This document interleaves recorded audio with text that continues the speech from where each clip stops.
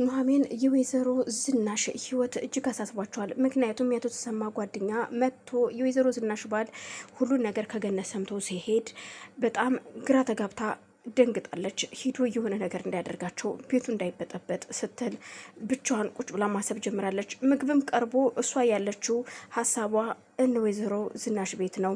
ቆይ ምን ሆነሽ ነው ልጄ በሀሳብ እኮ ሄድሽ ሲሏት አባቷ አይ አባዬ አላቅም እኔ ወይዘሮ ዝናሽ ደና ይሆን አሁን እኮ ጓደኛ ሄዶ የሆነ ነገር ሊያረጋቸው ይችላል ስትል ስትነግረው ለዚህ ነበር ገነት ተያልኩሽ፣ አንቺ ግን ቸኩልሽ ሁሉ ነገር ተናገርሽ። እኛ ይኸው አሁን እዚህ ጋር ደስ ብሎን ቤተሰብ ተሰብስቦ በሰላም በፍቅር እየተጫወተ ነው። ግን እውነቷን ነው ያ ቤት እንዴት ሆኖ እንደሆነ አሁን እማቀው ነገር የለም ይላታል። እንዲህ እውነቱን ማወቅ እኮ ግድ ነው፣ እውነቱን ማወቅ አለበት። እሷም ልፏን ማወቅ አለባት። እንዴት የሰው ህይወት ይጥፋ ብላ መድኃኒት ትሰጠኛለች ስትል ገነት ትመልስላታች። በቃ ነገሩ እኮ አልፏል፣ እኔ ረስቼዋለሁ። አንቺ እንደዚህ መናገር አልነበረብሽም። እውነቱ ይውጣ ማለትሽ ጥሩ ነው፣ ግን ደግሞ ታውቂያለሽ አሁን አቶ ላይኩን ሄዶ ቤቱን ሊበጠብጥ ይችላል፣ ሊገላት ይችላል። የልጆቹ እናት ናት፣ የትዳር አጋሩ ናት ስትል ትናገራለች። አቶ ተሰማም አሁን ልጅ እውነት ነው፣ እስኪ እንደው ስልኩን ሞክረው፣ ስልኩ አይሰራም አይነሳም ትላለች። አቶ ላይኩን ግን እንደሄደ እሷን አንቺ እየተረገምሽ እገልሻለሁ ብሎ ወደ መኝታ ቤት ሽጉጥ ለማምጣት ሲሄድ የወይዘሮ ዝናሽ ልጅ የሆነው እባክህ ናሁም ተከተለው ብላ ነበር። ናሁም ወደ ውስጥ ሲገባ ነበረ ልጁ ልክ ሲገባ አባት ሽጉጡን ይዞ ዘወር ሲል ራሱን ስቶ የወደቀው።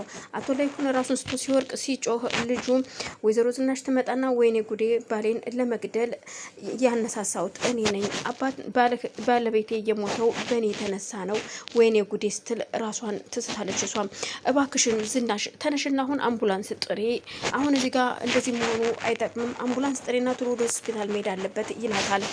ናሁም ልጄ ወዴት ሄዱ ነው? ማንም ልጆቼ ደግሞ የሉም፣ እባክህን ምን ላድርግ ስትል እባክሽን አሁን ስልክ ደውይ ይላታል። እሷም እሺ ትልና ወደ አምቡላንስ ስልክ ስትደውል ስልክም ወደ ሆስፒታል ይዘውት ይሄዳሉ።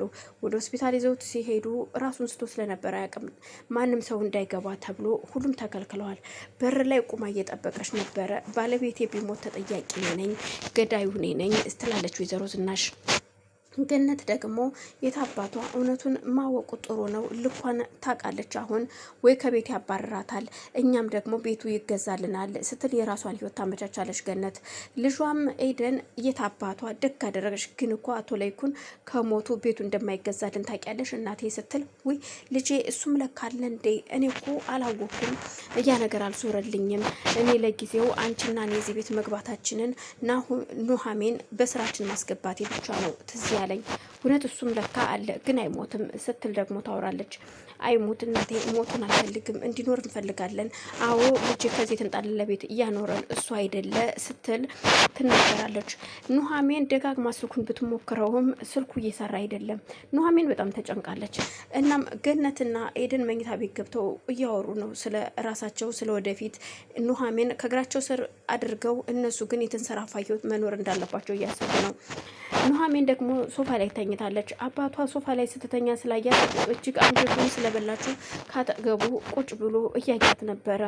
ከዛ የሆነ ደቂቃ ሰዓት ላይ ነቅታ ብድግ ስትል አባቷ እዛ ቁጭ ብሏል። እንዴ አባዬ ምን እያደረግክ ነው እዚህ ቁጭ አልከው ስትለው አይ ልጄ እዚች ሶፋ ላይ ኩርትም ብለሽ ስትተኝ እኮ አንጀቴን በላሽኝ፣ አሳዘንሽኝ ልጄ ሲል ኧረ አባዬ ምንም ችግር የለውም እኮ አለበለዚያ ደግሞ በዛ በኩል በእኔ መኝታ በኩል ያሉት ቤቶችን እኮ አንዱን ክፍል ለነገነት ይሰጣችሁና መኝታ ቤት ውስጥ ተመለሽ ሲላት አይ አቶ ላይኩን እኮ እሱን አከራይታችሁ ለአንዳንድ ነገር ይሆናችሁ ብሏል።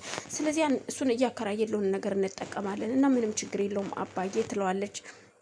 ታዲያ ሲታኝተሽ እኔ ግን አባዬ አሁን ግራ ይገባኝ ያቶ ላይኩን ነገር ነው ስትል እነ ወይዘሮ ዝናሽም ልጇን አሁንም መጥቶ ስለነበር እያወሩ ቆይ አባቴ ምንድነው የሆነ የተፈጠረውን ንገሪኝ ሲል እባክህ ልጄ ለእህትህ እስኪ ደውልላት፣ እህትህ እኮ የለችም የት እንዳለች አታውቅም አባቷ መታመሙን ስትለው ልጅም ናሁምም ወደ እህቱ ሲደውል እህቱ እያለችው ኤርሚያስ ጋር የሆነ ካፌ እየተዝናናች ነው። እሷ በስካር መንፈስ ስልኳን ማንሳትም አትፈልግም።